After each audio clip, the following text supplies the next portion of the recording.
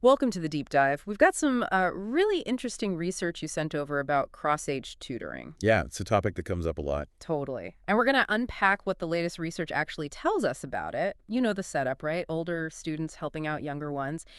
People often like it because, well, it seems practical, saves money maybe, keeps kids interested. It definitely has that surface appeal, that intuitive logic. But uh, what we really want to dig into today is the actual academic impact. Does it work? Exactly. That's the core question for you, our listener. Does this cross-age tutoring thing really help academically? And does it help both kids involve the older tutor and the younger tutee? And we're basing this on a pretty hefty piece of evidence. Yeah, a brand new meta-analysis. Just so you know, that means researchers took like 32 different studies on this topic and crunched all the numbers together. It gives you a much stronger signal. It really does. And the headline finding, it's pretty positive, this meta-analysis, it just came out in March.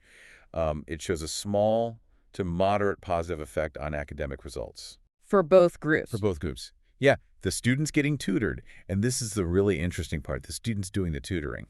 Okay, wow. So numbers-wise, what did they find? The overall effect size, combining everyone, was 0.34, which, in education research, that's definitely noteworthy. Okay, 0.34 overall. And broken down. So for the younger kids, the two T's, the effect size was 0.33, pretty much the average. Right. But for the older students, the tutors, it was actually a bit higher, 0.39. Huh. So the tutors might even be getting a slightly bigger academic bump. That's fascinating. It really is. It sort of challenges the assumption that it's only the 2T who benefits academically. Okay, so let's unpack that. Why? Why would this approach work so well, potentially even more so for the tutors? Well, the researchers connect it back to some foundational learning theories. One big one is Vygotsky's social constructivist theory. Ah, Vygotsky. Right, that's the idea that we learn through interacting with others, socially constructing knowledge. Exactly. And specifically, his concept of the zone of proximal development, or ZPD. The ZPD, that's like the sweet spot for learning, right? Right. What a kid can do with a little bit of help, but not quite on their own yet. Precisely. So in this tutoring setup, the older student often becomes that more knowledgeable other Vygotsky talked about. Okay. They provide the support, the guidance researchers call it scaffolding, to help the younger tutee tackle something just beyond their current reach. Like training wheels for learning a concept. Kind of, yeah. Just enough support to build confidence and skill, and then you gradually fade it out. Makes total sense for the tutee, the younger one. Ah. But, okay, back to the tutor. How does explaining stuff actually help their academics? So this is where another part of Vygotsky's thinking comes in the importance of verbalization, putting thoughts into words. Ah, yeah. When a tutor has to explain something, maybe a math problem or how a story works, Yeah. they have to take their own understanding, which might be sort of implicit or a bit festive. Right, you just know it, but haven't articulated it. Exactly. And they have to make it explicit, clear, and logical enough for someone else to grasp. That process of articulating, of verbalizing, it forces them to organize their own knowledge. So teaching it makes them understand it better. It really is that old saying, to teach is to learn twice. It really seems to be. Yeah. And, this connects nicely to another framework, Chi's ISTAP framework. You familiar with that? Vaguely. Yeah. Reminds me, it categorizes learning activities based on engagement level. Passive, active. Right. Passive, active, constructive, and interactive. So just listening is passive. Doing a worksheet might be active. Okay. But when a tutor explains something, they're likely engaging in constructive learning. They're generating explanations, reorganizing the information in their own head. Building connections. Precisely. And if there's back and forth, questions from the tutee, adjustments by the tutors, they might even hit the interactive level. Which Chi argues is the most effective for deep learning, right? That's the idea. That process of explaining, responding, adapting, it's highly engaging cognitively. It seems that's a key mechanism driving the benefits for the tutors themselves. Wow. Okay, so it's this active construction and interaction, not just repeating facts. Now, this idea of tutoring, peer tutoring, cross-age tutoring, it's not brand new, is it? Hasn't research looked at this before? Oh, absolutely. It's got quite a history. You can find studies going way back. For instance, Hartley did work in the 70s showing benefits, especially in math, from peer and cross-age setups. Okay, so decades ago. Yeah. And then in the 80s, Cohen and colleagues did a meta-analysis, broader subjects, reading included, and also found positive effects for cross-age tutoring. Right. And more recently. More recently, folks like Slavin and Lake have done a lot of work, particularly showing positive results in like K-5 reading programs, where older students are the tutors. So if we kind of knew tutoring was generally good, why this new meta-analysis now? What makes it important for our listeners to know about this specific one? Good question. Well, those earlier studies were crucial. They laid the groundwork. But this new analysis aimed for a really up-to-date, comprehensive look, specifically at cross-age tutoring effects. Gotcha. The last big meta-analysis focusing specifically on cross-age tutoring in, general education settings was probably by Shendrovich and colleagues back in 2016. Okay, almost a decade ago now. Right. And they found good things, especially for 2D's reading. Math was a bit less clear in their findings. They also noted that structured programs seemed better. But what was missing, or what does this new one add? The main thing is that the 2016 study focused mostly on the benefits for the 2Ds, the students getting the help. Ah, so this new one, the March 2025 paper, really gives us that dual perspective. Exactly. It specifically set out to measure the academic effects on both the tutors and the 2Ts. Plus, it includes all the research published since 2016. Bringing it right up to date. Correct. Casting a wider net, incorporating more recent findings to give us a really current picture of how this works in schools today. Okay, excellent. So let's dive back into those core findings then. We said overall effect size, 0.34. Yep. Small to moderate positive effect. And 0.33 for the 2Ts, 0.39 for the tutors, both benefiting. Now, you mentioned something earlier that piqued my interest, things that didn't seem to matter much. Yes. This was one of the really striking parts of the analysis. They looked at several potential moderators factors that might change the outcome, and several of them. Well, they didn't seem to make a significant difference. Like what? Okay, first one, the number of tutoring sessions. You'd think more is always better, right? Totally. More practice, more learning. Well, the studies they looked at varied hugely. Some had as few as like 9 sessions, others went up to 108. The average was around 38 sessions. Big range. Huge range. But statistically, the number of sessions didn't significantly predict how big the positive effect was. That is genuinely surprising. So a shorter program could potentially be just as effective as a much longer one? Based on this analysis, the duration wasn't the key driver of the size of the effect. Quality over just quantity, perhaps. Or maybe there's a point of diminishing returns. The analysis doesn't say exactly why, just that duration wasn't a statistically significant moderator. Okay, wow. What else didn't matter as much as we might think? The type of tutor. They compared programs using older students, and they noted these were typically like 5th through 12th graders versus programs using adult volunteers like university students or just people from the community. Did the UNIS students get better results? Nope.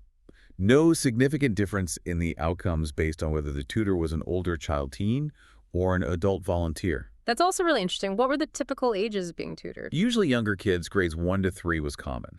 And just for context, in the studies analyzed, about 47% use older students as tutors, 21% used university students, and 32% used community volunteers. So it seems the near-peer aspect of an older student might be just as effective academically as having an older adult. That's what this data suggests, yeah. It opens up possibilities for using older students more widely, doesn't it? Definitely. Okay, what else was looked at?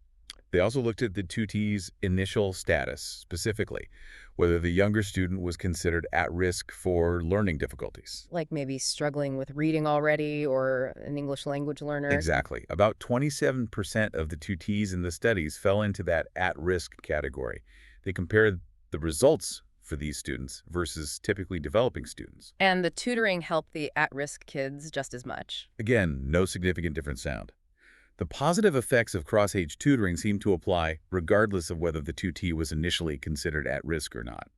That's incredibly encouraging from an equity perspective. It suggests this isn't just benefiting kids who are already doing okay. Right. It seems broadly applicable. Okay, one more big one, subject area. Reading versus math. Did it work better for one? Well, first thing to note is most studies focused on reading about 86% reading, only 14% math. So there's way more data on reading interventions. Okay, but within that? Within that, the analysis found no significant difference in the effect sizes between reading outcomes and math outcomes. So even though there's less research on math, what we do have suggests it's likely just as effective as it is for reading. That's the implication, yes. The benefits seem to translate across both core subjects. Wow. Okay, so let's sum up these non-factors. It seems like cross-age tutoring is pretty robust. The positive academic impact holds up regardless of how many sessions there are, whether the tutor is an older kid or an adult volunteer, whether the tutee is at risk or not, and whether it's reading or math. That's a great summary. It really speaks to the potential versatility and broad applicability of this approach across different school contexts. It really does. Okay, let's get into some of the finer details maybe. What kinds of actual activities were happening in these tutoring sessions, like for reading? Sure. For the reading programs, it was often a mix. Things like phonemic awareness activities, Yeah, hearing sounds and words. right. Foundational skills. Yeah, word study, practicing sight words, shared book reading where they read together, and explicitly teaching and practicing comprehension strategies. Okay. And for the math ones, fewer studies, but what did they do? Often focused on core arithmetic addition, subtraction. Some also worked on fractions, pretty foundational math concepts for those early grades. Makes sense. And you mentioned the studies themselves. Were they generally well designed? High quality research? Yeah, that was a strength. About three-quarters, 75% were randomized controlled trials or RCTs. Which is kind of the gold standard, right? Randomly assigning kids to tutoring or a control group. Exactly. It helps rule out other explanations for the results. The rest were quasi-experimental, which are still valuable, just without that full randomization. So overall, the evidence base seems pretty solid methodologically. Good. Now, in any meta-analysis, there's always this nagging question about publication bias. Did they check for that? The idea that maybe only studies with positive results get published? They absolutely did. It's a standard check. For the 2T outcomes, they found what they called marginal significance, suggesting there might be some publication bias. Uh-oh. So maybe the effect is slightly inflated. Potentially. Mm. However, they then used a statistical technique called trim and fill. It tries to estimate if studies are missing and what effect they might have had. Oh. And the trim and fill analysis suggested no studies were actually missing, and the overall conclusions didn't change much, even when accounting for that potential bias. Okay, that's reassuring. What about for the tutor outcomes? That effect size of 0.39? For the tutor outcomes, they found no evidence of publication bias. None at all. None. So that finding that tutors benefit academically seems particularly robust against that kind of bias. That is really strong. Did they do any other checks? Like, what if one or two studies had really huge outlier results that skewed the average? Yep, they did that too. It's called a sensitivity analysis. They basically removed studies with extreme effect sizes, both high and low, and reran the numbers. And the main finding held up. It did. Removing the outliers didn't significantly change the overall positive effect for either tutors or tutees. It suggests the result isn't just being driven by a couple of unusual studies, it's a consistent finding. Okay, this is building a really compelling case based on the research. How does this connect to the real world? Are schools, organizations actually doing this kind of thing? Oh, for sure. The researchers even mentioned a few examples. In the U.S., there's the America Reads Challenge, which often involves older students or volunteers. Right, I've heard of that. In India, an organization called Praysam has an India Reads program using similar models. And in the UK, the charity Beanstalk uses volunteers, often including older students, to support younger readers. So this isn't just stuck in academic journals, it's happening on the ground. Definitely. It's a practical strategy being implemented globally. And it loops back to that practical point we started with, doesn't it? Using older students or university students or community volunteers, it's often more economical, right? Exactly. That's a major advantage mentioned in the paper. Using non-professional tutors can be significantly less expensive than relying solely on certified teachers for this kind of individualized support. Allowing schools or programs to maybe reach more kids who need that extra bit of help, especially if budgets are tight. That's the potential. Yeah. Yeah. Extending reach and providing more one-on-one attention than might otherwise be possible. Okay, so let's try and wrap this all up for our listener. This deep dive into this very recent meta-analysis seems to paint a really positive picture for cross-age tutoring. I'd agree. The key takeaway seems to be that it's a surprisingly effective strategy. And importantly, the benefits aren't just one-sided. Right. It's not just the younger kid getting help who wins. The older student doing the tutoring sees real academic gains, too. Yeah, that small to moderate positive effect around 0.33 for tutees, 0.39 for tutors across various subjects and student groups is quite convincing. And it seems pretty robust, holding up across different program lengths, tutor types, tutee risk levels. That consistency is really what makes the findings powerful. So maybe a final thought for you, our listener, to chew on. Given this evidence, How could cross-age tutoring be used, maybe in new or expanded ways, in your own world? Your local school, community center, maybe even after-school programs? Yeah, thinking about where those opportunities might exist to connect older and younger students for mutual learning and benefit, it's definitely food for thought. It is. And of course, while we've hit the highlights from this deep dive, A full research paper is out there for anyone who really wants to get into the nitty-gritty of the methods and all the specific results. absolutely. Well, thanks for diving deep with us today. We hope this gave you a clear and useful look at what the research says about cross-age tutoring. Yeah, thanks for listening.